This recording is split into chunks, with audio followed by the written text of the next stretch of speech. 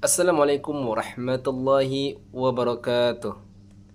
Jadi saya mau biasa ngomong-ngomong saja.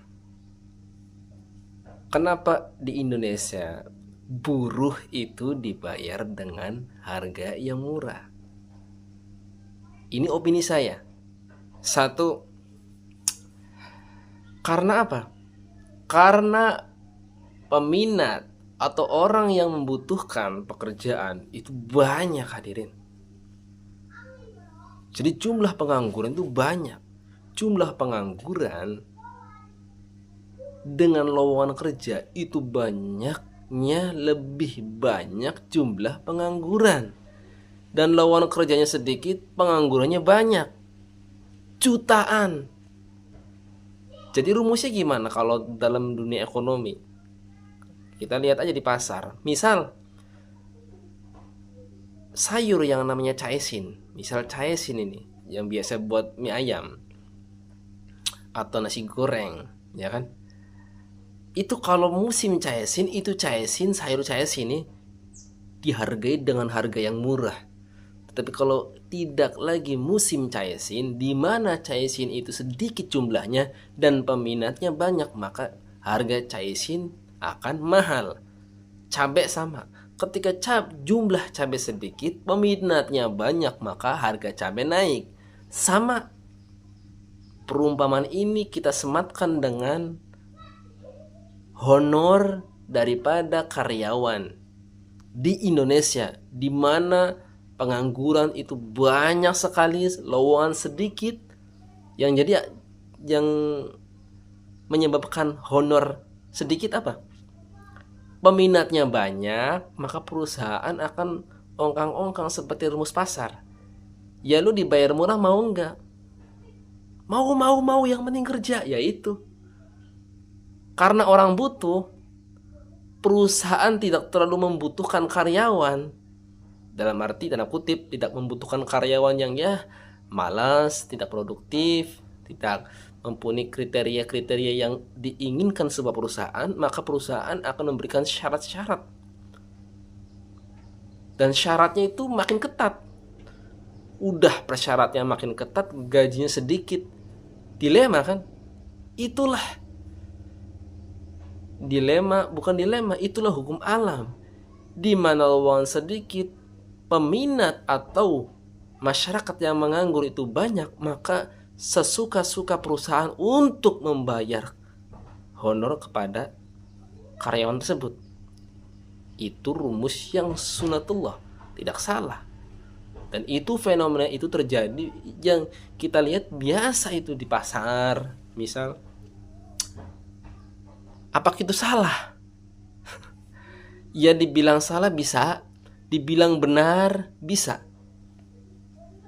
Tapi kalau kita lihat fenomena seperti ini tidak salah. Karena apa? Ya karena kitanya tidak produktif, karena kitanya sebagai manusia tidak produktif, tidak produktivitas. Kita skillnya kita itu kurang. Kita itu bekerja hanya disuruh. Kalau nggak ada yang nyuruh mungkin kita nggak bekerja. Ya itulah. Yang kedua, kenapa para pegawai, karyawan itu dibayar murah? Yang kedua, karena persaingan internasional. Apalagi bentuk-bentuk barang tekstil itu persaingannya ketat, hadirin. Apa ketat? Persaingannya dengan Cina misal. Cina itu dalam menjual suatu barang itu murah. Dan Cina itu apa ya namanya? Punya apa bahasanya? Punya kesempatan atau punya privilege untuk bisa menyebarkan dagangannya di seluruh wilayah benua di dunia. Ya, logika saya mencernanya seperti ini. Di mana ada tempat yang sudah minjem uang ke negara Cina, maka Cina akan sesuka hati membuat regulasi-regulasi yang menguntungkan Cina. Ya, saya melihatnya seperti itu. Kita memakai ilmu rasional. Di mana Kalau ada negara yang punya hutang ke Cina, maka ketika Cina meminta sesuatu yang untuk menguntungkan si Cina, si negara Cina, maka negara yang berhutang ke Cina maka akan memberikan apa yang diminta oleh negara Cina. Iya kan? Ya itulah, kita paham sendirilah. Paham sendirilah. Nggak mungkin orang berhutang atau orang yang mengutangi tidak mau untung. Orang yang menghutangi pasti pengen untung juga. Di dalam dunia ekonomi, orang yang menghutangi pengennya untung. Kalau dunia Islam, orang yang menghutangi tujuannya adalah ibadah. Tapi dalam dunia ekonomi atau dunia yang pandangannya materialistis, maka segala sesuatu aktivitas yang berhubungan dengan manusia sebisa mungkin menghasilkan duit. Itulah. Nah itu. Yang kedua ya. Yang ketiga nih. Yang kedua belum selesai nih. Persaingan yang begitu ketat, harga yang begitu ketat. Cina, kita sudah melihat sendiri. Cina itu kalau menjual barang dengan harga yang murah. Kalau pabrik-pabrik menjual barang di atas harga Cina, maka dia akan kalah. Untuk memangkas itu semuanya, dia akan mengurangi jatah gaji karyawan. Kalau karyawan gaji besar, terus harga barangnya murah, maka keuntungannya sedikit. Dan di dalam sebuah perusahaan, dia harus punya namanya uang cadangan. Uang cadangan ini tujuannya untuk apa ya? Tujuannya untuk apa? Bila mana ada di tengah jalan mungkin pabrik kebakaran atau mungkin pabrik bangkrut yang dimana karyawan juga harus digaji, maka perusahaan punya cadangan keuangan. Dan perusahaan itu ya seperti itu. Gimana caranya dia mengambil untung sebesar-besarnya. Jadi wajar nggak sih? Wajar sekali. Karena persaingannya Cina.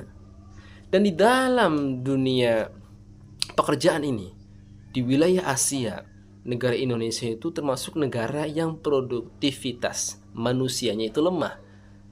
Di negara-negara Asia di luar Indonesia itu, dalam menghasilkan sebuah produk, karyawannya ini, misal perbandingannya itu 11:6.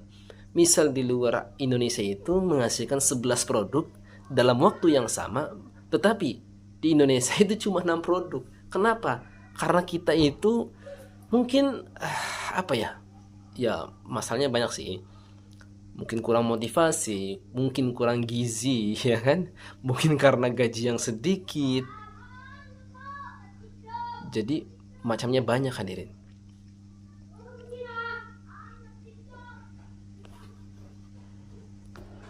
Faktornya banyak yang membuat kita itu tidak produktivitas. Faktornya banyak yang membuat kita itu tidak produktivitas. Mungkin kurang motivasi, kurang gizi, betul. Atau mungkin gaji yang kurang. Jadi permasalahannya begitu jelimet. Dan kita rasakan seperti itu. Di Indonesia seperti itu. Oke, yang kedua ya. Yang ketiga, perusahaan itu dalam mendirikan sebuah perusahaan itu ribet hadirin. Itu banyak mafia-mafianya. Untuk membangunnya banyak persyaratan, banyak regulasi, birokrasi, ya kan? Membangun bangunannya aja itu kadangkala ada aja pihak-pihak yang mengaku keamanan yang sebenarnya dia nama preman, yang tujuannya ya malak gitu kan. Ini uang keamanan sekian biar aman, ya tujuannya mah sebenarnya dia juga yang membuat keonaran atau kerugian, tapi dia juga yang mengatasnamakan keamanan. Inilah faktor yang banyak. Dan saya lihat sendiri seperti itu. Ngakunya keamanan padahal dia sendiri yang bikin nggak aman. Maka perusahaan itu banyak mengeluarkan dana-dana yang sebenarnya tidak produktivitas dengan tadi uang keamanan. Ya kalau dia bawa barang tuh kadang-kala supir tuh di tengah jalan, di jalan wilayah-wilayah tertentu ada pemalakan keuangan itu.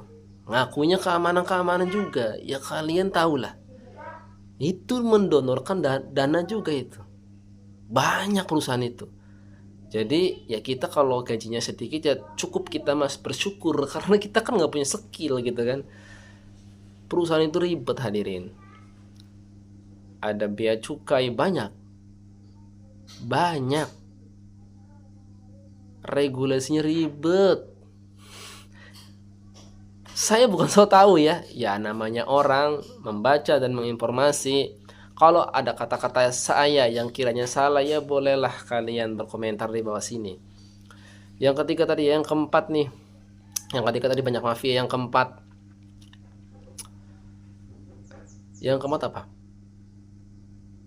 Kenapa kita dibayar murah? Karena persaingan yang sekarang gila-gilaan hadirin. Persaingan sekarang gila-gilaan. Kenapa? Sekarang menjual dengan handphone, Android, HP, dimana bisa dipasarkan di semua penjuru dunia. Kalau saya nyari misalnya nyari jamu temulawak misal di online, kita akan mencari harga termurah. Misal di sini harganya 12.000, ada yang 10.000, ada yang 8.000, ada yang 7.000, ada yang 2.000. 2.000 dengan kualifikasi yang mumpuni sama dengan 12.000. Terus pembelinya juga banyak, terus pembelinya juga puas. Maka kita akan mencari yang 2.000 apa yang 12.000. Maka kita akan mencari yang harga 2.000. Karena kita nggak bodoh. Dan perusahaan yang menjual 12.000 akan gimana? Akan sepi pembeli dan bisa bangkrut. Dan dia 12.000 pun itu banyak yang dibayar. Gaji karyawan, gaji iklan, gaji tempat, dia pusing. Maka sekarang apa? Yang kaya yang makin kaya, yang miskin makin miskin. Untuk membuat persaingan di dunia online itu berat. Di dunia online menjual dengan harga murah itu berat. Biasanya kan kita melihat kalau barang dijual murah, otomatis modalnya besar. Atau dia harus punya pabrik sendiri. Betul. Kalau dia modalnya dikit mau jual murah gimana rumusnya? Ya kan? Misal pabrik menjual. Di pabrik ini juga online kadang-kala. Pabrik menjual barang 12.000, ya kan? Kita beli di pabrik barang per batangnya aja 12.000. Masa kita nggak ngambil untung? Ya kan? Pabrik ngejual 12.000. Kita sebagai produsen ngambil di pabrik juga harganya 12.000. Terus kita mau ngejual online, pabriknya 12.000, pabrik 12.000 udah dapat untung. Kalau kita ngejual 12.000, dari pabriknya aja 12.000, dari mana kita ngambil untung? Maka kita nggak ngambil dari pabrik. Pabrik itulah yang independen, pabrik itulah yang menjadi kepala, di mana nggak ada persaingan, nggak ada yang bisa menyaingi dia harga. Ya orang dia yang bikin, dia yang ngejual online, kita yang konsumen, kita yang produsen, gimana caranya mengalahkan dia? Nggak bisa. Maka orang-orang yang model kayak gitu gulung tikar, dia akan apa? Jadi karyawan dan dibayar murah lagi. Dan sekarang tidak bisa dihindari kalangan menengah, kalangan menengah ke atas atau kalangan menengah nih, kemungkinan besar bakal jadi kalangan miskin. Kenapa? Kalangan menengah itu kaya karena dagang hadirin. Kalangan menengah itu rata-rata saya lihat kaya karena dagang, bukan karena karyawan. Dan dagang persaingan sangat ketat di dalam dunia online. Di mana dunia online semua konsumen bisa menjangkau mana harga yang termurah, mana kualifikasi terbaik, mana komentar-komentar yang tidak buruk, yang di situ bisa kelihatan. Dan orang-orang yang tidak mampu memasarkan barang dagangannya, kedua harganya tidak bisa standar minimum paling bawah, ya gimana? Kalah itu. Dan pastinya pedagang-pedagang di dunia online aja udah pusing persaingan, apalagi di dunia eceran yang harganya tahu sendiri. Dunia eceran tanpa online-nya. Cukup sekian. Kalau ada yang salah tulis di komentar.